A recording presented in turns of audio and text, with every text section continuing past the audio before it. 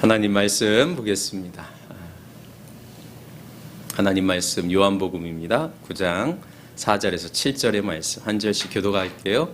제가 먼저 4절 봉독하고 7절 같이 봉독합니다. 요한복음 9장 4절에서 7절의 말씀입니다. 우리는 나를 보내신 분의 일을 낮 동안 해야 한다. 아무도 일할 수 없는 밤이 곧 온다. 내가 세상에 있는 동안 나는 세상의 빛이다. 예수께서 이 말씀을 하신 다음에 땅에 침을 뱉어서 그것으로 진흙을 개어 그의 눈에 바르시고 함께 봉독합니다. 그에게 실로암 못으로 가서 씻으라고 말씀하셨다. 실로암을 번역하면 보냄을 받았다는 뜻이다. 눈먼 사람이 가서 씻고 눈이 밝아져서 돌아갔다. 아멘. 우리 앞뒤 좌우에 있는 분들 한번 인사하시면서 하나님께서 당신을 사랑하십니다. 그래서 인사할까요? 하나님께서 당신을 사랑하십니다. 네. 봄인 것 같은데 아직도 강원도에는 며칠 전에 이렇게 눈이 막 많이 왔더라고요. 네. 예전에 한번 3월 1일인가 폭설이 막 내려가지고 고속도로 막 다 멈추고 그런 적 아주 오래됐는데 그런 기억이 나서 3월에도 이렇게 눈이 많이 오는구나. 아직 봄이 아닌가? 뭐 이런 생각이 들기도 합니다. 오늘 선생님이 학교에 있는 학생들에게 질문을 했어요. 눈이 녹으면 뭐가 될까? 물었습니다. 아이들이 물이 된다고 이야기를 하기도 하고 어떤 아이는 찬물이 된다고 이야기하기도 하고 그렇습니다. 근데 한 아이가 부끄럽게 손을 들면서 이렇게 얘기합니다. 눈이 녹으면 봄이 됩니다. 눈이 녹으면 봄이 되죠. 이 아이는 커서 뭐가 될까요? 시인이 될까요? 네. 여러분 세상을 보는데 다르게 보는 것 이것이 굉장히 중요합니다. 다르게 보면 다른 세계를 만나게 되고 다른 감정과 마주하게 되고 또 다른 존재를 보게 되죠. 눈이 녹으면 물이 되는 것은 너무나 당연한 일이죠. 그러나 그 속에서 봄을 볼 수 있는 마음을 갖는 그 아이의 마음 속에는 이미 봄이 와 있는 것이겠죠. 우리가 고난 속에서도 힘든 상황 속에서도 희망을 본다고 하는 것은 그런 것 같아요. 아직 상황은 조건은 환경은 바뀌지 않지만 그러나 이미 그 속에 품어져 있는 씨앗, 희망의 씨앗을 보면서 그 고난을 이겨낼 수 있는 힘을 갖게 되는 것 아닌가.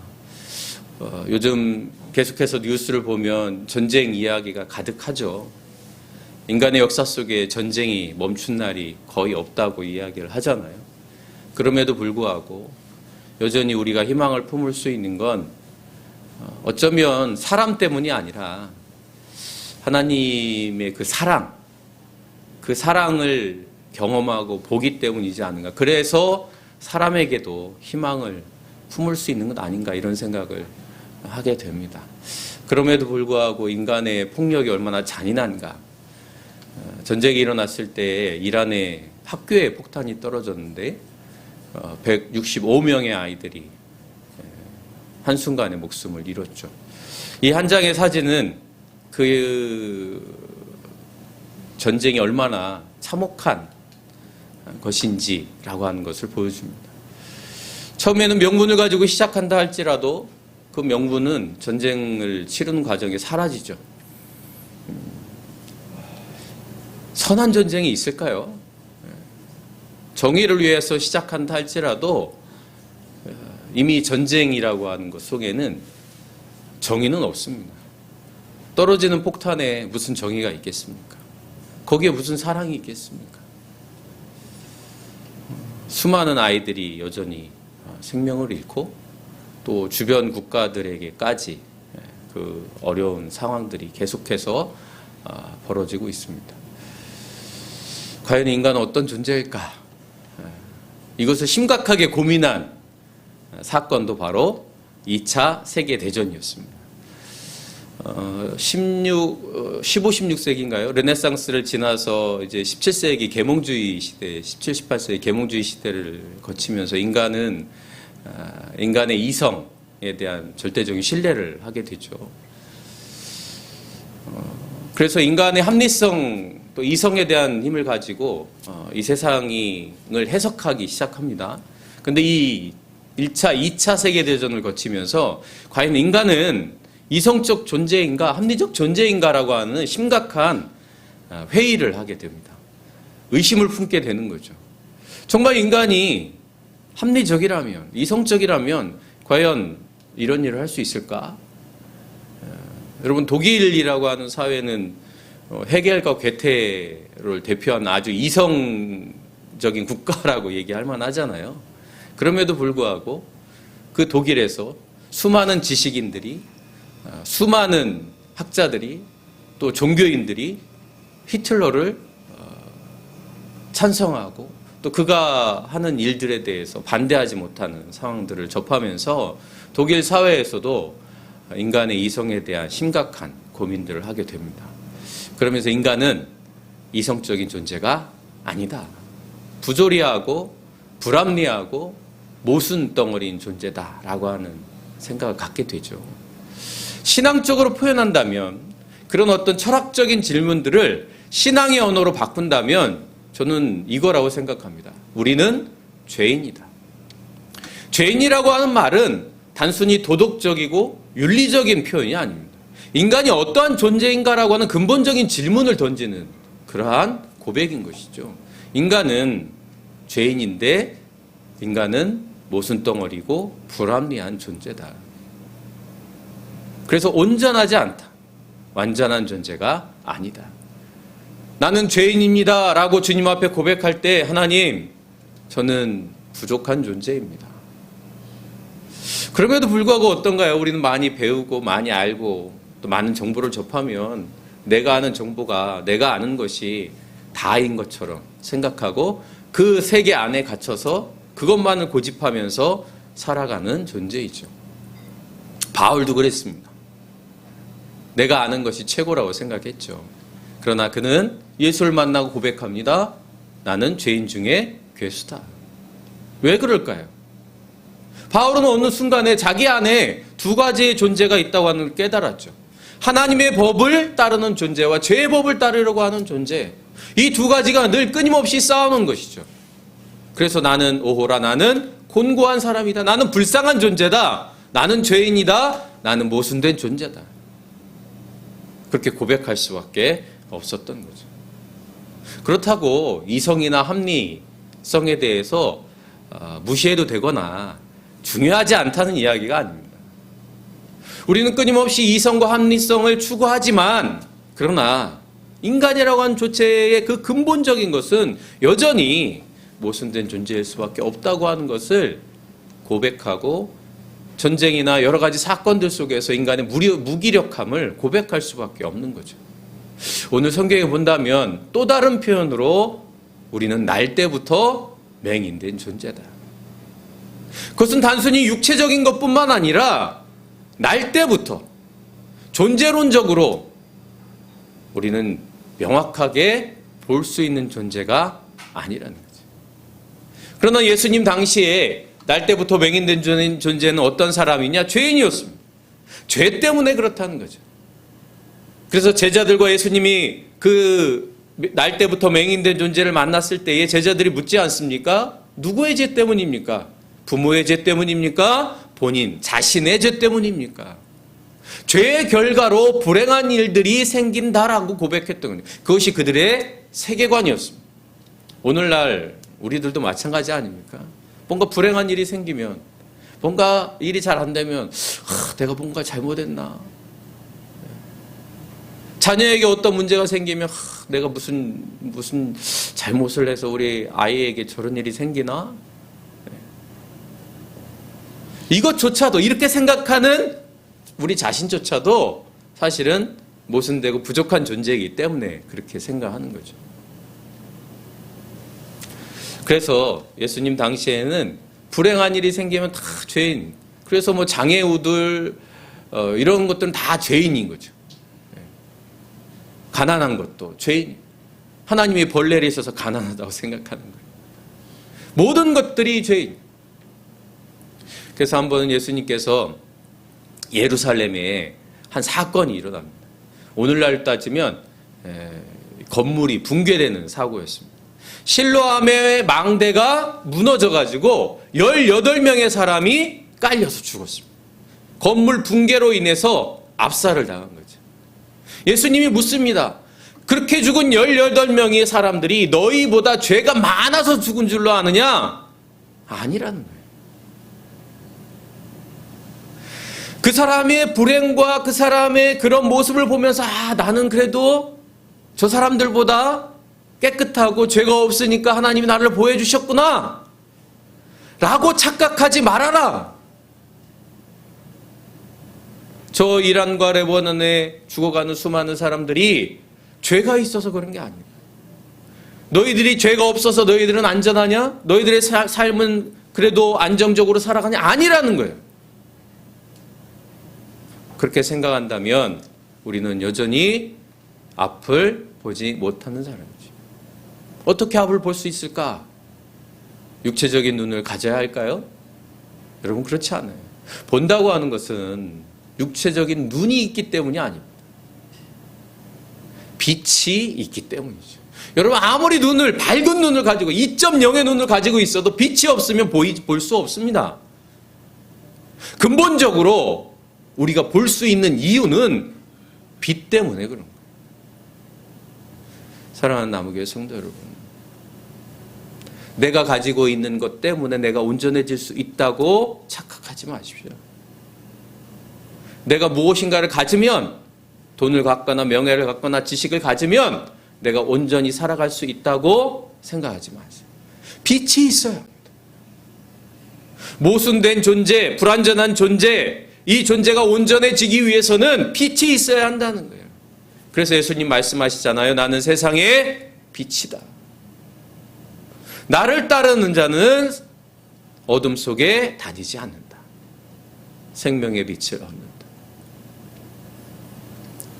육체적으로 영원히 산다는 의미가 아니겠죠. 빛이 있을 때, 그 빛을 따라갈 때 우리는 온전히 보게 되어지고 명확히 보게 되어지는 거예요. 그 빛을 사모하실 수 있기를 바랍니다. 믿음이란 무엇인가? 신앙생활이란 무엇인가? 그 빛을 따르기 위하여 나아가는 것이죠. 그런데 그 빛이요, 진짜 빛도 있지만 가짜 빛도 있습니다. 가짜 빛을 따라가다 보면 맹인이 맹인을 인도하게 되어지죠. 함께 구덩이에 빠지는 거예요. 오늘날 수많은 빛처럼 여겨지는 것들이 있지만, 그러나 가짜 빛을 조심해야 합니다. 분별할 수 있어요. 그러지 않으면 우리가 열심히 따라가다가 결국에는 구덩이에 빠지게 되어져요. 오늘 주님께서 말씀하십니다. 나는 세상의 빛이다. 참빛이다. 날 때부터 맹인되어진 존재와 같은 우리 모두가 그 빛을 따라갈 때에, 그 빛을 쫓으려고 애쓸 때에 우리는 비로소 세상을 온전히 볼 수 있게 되어진다. 그러면 그 빛은 우리의 존재를 어떻게 경험하게 하는가? 그 빛을 통해서 우리는 나를 어떻게 고백할 수 있는가? 첫 번째로 나는 값진 존재라고 생각합니다. 그 빛을 받을 때, 주님 비춰주시는 빛을 받을 때, 십자가로부터 오는 빛을 받을 때 나의 존재가 값진 존재라고 하는 것을 경험하게 되어진다. 오늘날 세상에서 값진 존재는 어떤 존재입니까? 영향력이 많은 사람들. 그것이 어떤 것으로든. 그런 사람을 우리는 성공했다 이렇게 얘기하죠. 잘 사는 사람이다라고 얘기하죠. 그러나 성경은 그렇게 말하지 않습니다. 값진 존재. 무엇을 가졌기 때문에 값진 존재가 아니라는, 그 빛을 따라 살아가는 사람들이 값진 존재라는. 물질이 없어도 선한 마음을 품을 수 있는 사람들, 나를 넘어서서 또 다른 존재에 공감하면서 함께 살아가려고 하는 사람들, 그것이 빛을 따라 살아가는 존재들이죠. 날 때부터 맹인된 존재는 스스로를 값진 존재라고 한 번도 생각해 본 적이 없었을 겁니다. 왜냐하면 사람들이 늘 말하거든요. 넌 죄인이야. 여러분, 장애우들이 갖고 있는 여러 가지 아픔들 중에 하나는 쓸모없는 존재가 존재처럼 여겨진다고 하는 겁니다. 그것은 본인 스스로 느껴지는 게 사실은 아니에요. 저와 여러분이 어떤 감정을 가질 때 대부분 그것은요, 내 스스로 느껴지는 것이라기보다는 주변에서 느껴지기 때문에 느껴지는 겁니다. 장애우들은 본인 스스로 아무것도 할 수 없는 존재처럼 여겨지죠. 밥도 혼자 먹을 수 없을 뿐만 아니라 어떤 돈을 번다든지 노동을 통해서 어떤 일을 한다든지 누구에게 기여를 한다든지 이런 것들이 쉽지 않죠. 공주에 영명학교라고 있습니다. 이 학교는 그 발달장애 아이들이 다니는 학교거든요. 이 정명학교인데 거기는 유치원부터 고등학교까지 있어요. 다 아이들이 이제 발달장애 느린 학습자라고 표현하죠. 그런 친구들이 공부를 합니다. 그러니까 유치원에서 고등학교까지 있으니까 막 천차만별이지 않겠어요. 중증도 있고 경증도 있고. 근데 제가 거기 가서 보니까 카페가 있더라고요. 카페에 가보니까 거기에서 여러 가지 음료도 팔고 또는 먹을거리도 팔고 하는데 제가 주목해서 본 것 중에 하나는 이런 도자기들입니다. 이런 도자기들을 아이들이 만들기도 하고 이런 액세서리 장신구를 만들어서 판매도 합니다. 아이들이 우리가 생각하는 발달장애 아이들이 이렇게 정교하고 또 아름다운 예술품을 만들고 있구나라는 생각이 들기도 하면서 우리가 가지고 있는 선입견에 대한 생각을 해보기도 했어요.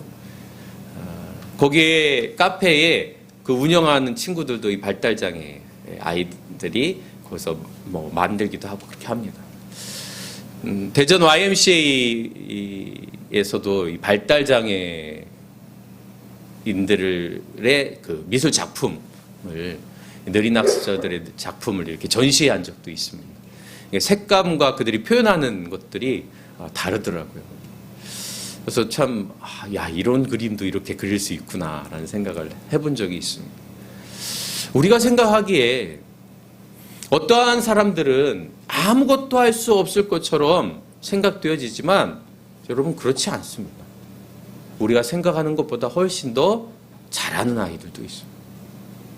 그것을 못한다 할지라도 이 세상에 쓸모없이 살아가는 존재는 하나도 없다는 것이죠. 더더군다나 우리가 살아가면서 나의 능력이 뭔가 만족스럽지 않을 때거나 아니면 누군가에게 뒤처질 때 우리가 느끼는 첫 번째 감정이 바로 그런 것들이죠. 내가 쓸모없어지는구나. 그럴 때 우리는 자기 비하를 하게 되어지고 또 자존감이 떨어지게 되죠. 그러나 여러분, 오늘 주님께서 비춰주시는 빛은 쓸모없는 존재는 없다.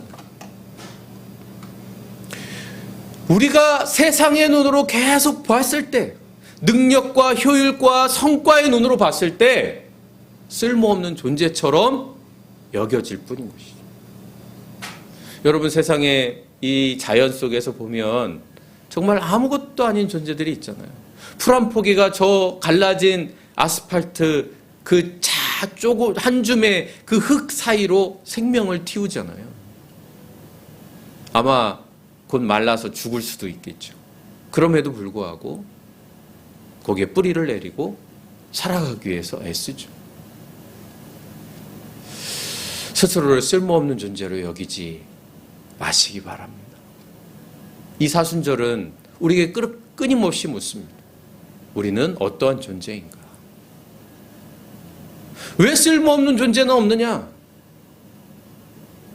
예수님께서 저와 여러분을 위하여 십자가에 지셨잖아요.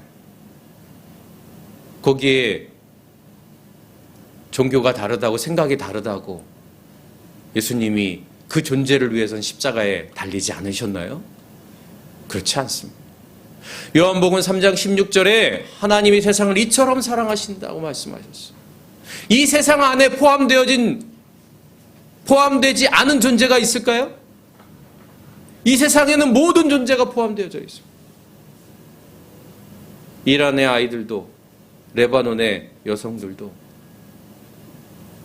모든 존재가 포함되어져 있습니다. 그 존재들을 위하여 예수님께서는 이 땅에 오셨고 십자가를 지셨습니다. 가난한 사람들을 위해서도, 부자를 위해서도, 장애우에게도 비장애우에게도 예수님은 똑같이 십자가를 지셨습니다. 그러나 여러분, 우리는 나의 생각과 나의 기준으로 상대방을, 또 다른 이들을 쓸모없는 존재처럼 생각하죠. 그래서 잉여인간으로 생각하거나 투명인간처럼 취급하기도 합니다. 나에게 도움이 안 되거나 나에게 해를 끼치거나 그러면 그렇게 생각하게 되죠. 사랑하는 남우교회 성도 여러분, 십자가의 빛은 우리 모두는 쓸모 있는 존재, 존재의 이유가 있는 존재라고 하는 것을 극명하게 보여주는 사건입니다.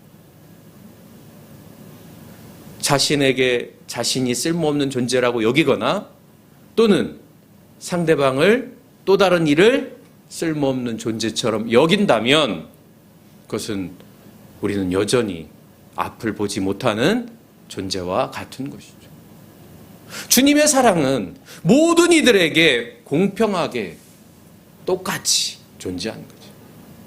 비가 악인에게도 선한 이들에게도 내리는 것처럼 주님의 빛은, 십자가의 빛은 그렇습니다.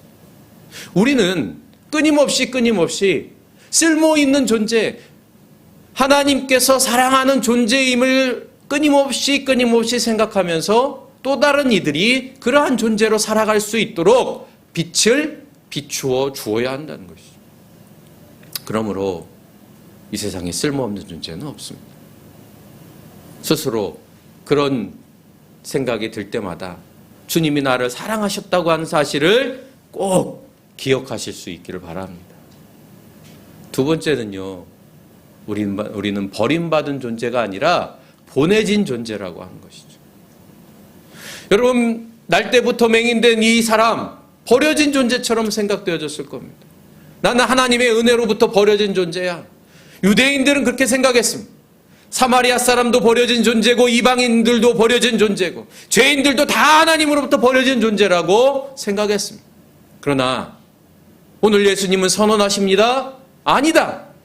이 세상에 버려진 존재는 없다. 우리는 모두 보내진 존재다.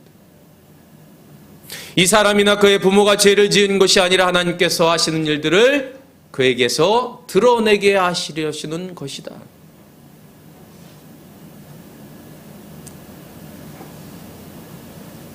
사랑하는 남우교회 성도 여러분, 날 때부터 맹인된 이 사람, 보내진 존재, 우리에게 보내진 존재입니다. 이 땅에 보내진 존재입니다.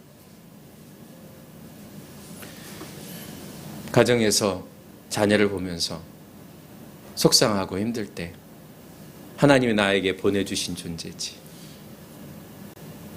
부부 사이에 어려움이 있을 때 하나님이 나에게 보내주신 존재임을 여러분 꼭 기억하실 수 있기를 바랍니다. 때로는 힘들고 어렵죠. 가장 사랑하는 사람이 우리의 마음을 상하게 하기도 하고 힘들기도 합니다.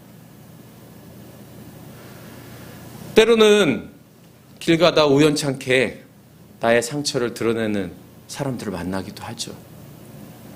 때로는 아무 상관없는 사람이 나를 비난하거나 조롱하기도 합니다. 그때 그 상대방을 하나님이 나에게 보내주신 존재라고 생각한다는 건 정말 힘든 일입니다. 정말 어려운 일입니다. 그럼에도 불구하고 십자가의 길, 믿음의 길을 걸어가는 저와 여러분이 그러한 사람들을 만날 때마다 하나님이 나에게 보내준 존재라고 느끼고 생각한다면 우리는 또 다른 세계를 마주하게 됩니다. 날 때부터 맹인된 이 사람이 결국 세상을 보게 되는 것처럼 우리는 우리가 지금까지 마주할 수 없었던 또 다른 세계로 들어갈 뿐만 아니라 또 다른 세계를 경험하게 되어지는 귀한 은혜를 경험하게 될 줄로 믿습니다. 오늘 마지막 절 7절에 보면 예수님께서 이 사람에게 눈에 진흙을 묻히고 실로암에 가서 씻으라 라고 말합니다. 실로암의 뜻이 뭐라고 그래요? 보냄을 받았다. 그렇습니다. 보냄을 받은 존재. 버려진 존재가 더 이상 아니라는 거예요. 너는 이제 보냄받은 존재로 살아가야 한다. 오늘 우리는 그것을 잊고 살아갈 때가 많습니다. 사순절은 내가 얼마나 귀한지, 내가 버려진 존재가 아니라 보냄받은 존재라고 하는 사실을 다시 한번 경험하는 시간입니다. 사랑하는 나무교회 성도 여러분, 우리의 존재가 무너질 때가 있습니다. 힘들고 어려울 때, 고통스러울 때, 쓸모없는 존재처럼 여겨질 때, 누군가 비난하고 조롱할 때 우리는 그러한 경험을 끊임없이 하게 되죠. 나이에 상관없습니다. 얼마나 살았느냐 중요하지 않습니다. 무엇을 가졌느냐 중요하지 않아요. 많이 가지면 많이 가진 대로, 적게 가지면 적게 가진 대로 우리는 끊임없이 그런 경험을 하게 됩니다. 많이 안다고 달라지느냐? 그렇지 않아요. 여러분, 서울대, 연고대에 다니는 학생들이 제일 자존감이 떨어진다고 하는 뭐 그런 얘기가 있잖아요. 서울대에 대해 끊임없이. 우리는 연고대만 봐도 와, 대단하다 이러는데. 여러분, 똑똑하다고 많이 한다고 인간이라는 하는 존재가 나는 괜찮아. 그렇지 않다는 거예요. 우리는 끊임없이 비교하고 비교당하면서 살아갑니다. 그러한 세상 속에서 우리가 온전한 존재로 살아가기 위해서는 끊임없이 십자가의 그 사랑, 그 빛, 그 십자가를 통해서 비춰지는 그 빛을 통해서 나는 값진 존재라고 하는 사실을 꼭 기억하실 수 있기를 바랍니다. 그래서 스스로를 토닥여 주세요. 나는 값진 존재야. 내가 가진 것 없어도, 힘이 약해도, 몸이 연약해도 나는 값진 존재야. 여러분 한번 스스로 이렇게 한번 해보세요. 나는 값진 존재야. 나는 값진 존재입니다. 네. 우리 박송식 집사님 한번 해보세요. 크게. 나는 값진 존재입니다. 네. 값진 존재. 우리는 값진 존재예요. 내가 값진 존재라고 하는 것을 깊이 깨닫게 되어지면 옆에 있는 사람도 값진 존재라고 하는 것을 경험하게 되죠. 그래서 난 보내진 존재라고 하는 것을 깨닫게 됩니다. 우리 옆에 있는 사람에게 당신은 하나님이 나에게 보내주신 존재입니다. 이렇게 한번 해볼까요? 시작. 당신은 하나님이 나에게 보내주신 존재입니다. 아멘. 아멘. 네. 보내주신 존재. 다만 내 마음에 안 들 뿐인 거죠. 그러나 보내주신 존재라고 하는 사실을 기억할 때 우리는 내가 쳐놓은 울타리, 그 담을 넘어갈 수 있고 극복할 수 있고 그것을 넘어 또 다른 세계를 보게 되어지는 거예요. 십자가는 이렇게 우리 삶 속에 다가옵니다. 우리 삶 속에 와서 우리의 경계를 허물고 우리의 담을 넘어서 또 다른 세계로 나아가게 하죠. 그것이 부활입니다. 우리는 이 사순절의 십자가를 끊임없이 경험하면서 또 다른 부활을 경험하는 거예요. 또 다른 세계를 만나게 되는 거죠. 값진 존재이고 보내주신 존재로 살아가는 저와 여러분이 될 수 있기를 간절히 바랍니다. 그때 우리의 세상은 진정한 봄을 맞이하게 될 거예요. 생명을 바라볼 수 있는 그러한 봄이 되어서 저와 여러분의 삶 속에 하나님의 크신 은혜가 있기를 간절히 바랍니다.